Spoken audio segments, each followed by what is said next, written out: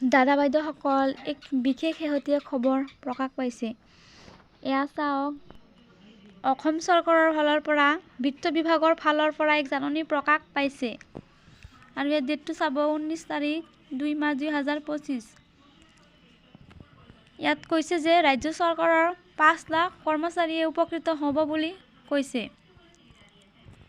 কৰ্মচাৰীসকলে 1% ৰাজসাহায্য লাভ কৰাৰ লগতে আপোনালোকে যদি 15 লাখ টকা লৈছে আৰু নতুনকৈ 15 লাখ টকা আপোন ঘৰ আঁচনিৰ জৰিয়তেও ঋণ ল'ব পাৰিব বুলি কৈছে।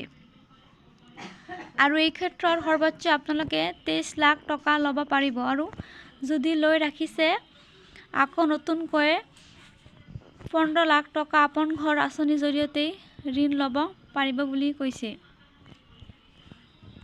এয়া চাওক, তো দাদা বাইদেউসকল ভিডিঅ'টো ইমানেই আছিল। সেয়েহে কৰ্মচাৰীৰ প্ৰতিটো শেহতীয়া খবৰৰ বাবে লাইক এটা দি চেনেলটো ছাবস্ক্ৰাইব কৰিবলৈ নাপাহৰিব। ভিডিঅ'টো চোৱাৰ বাবে ধন্যবাদ।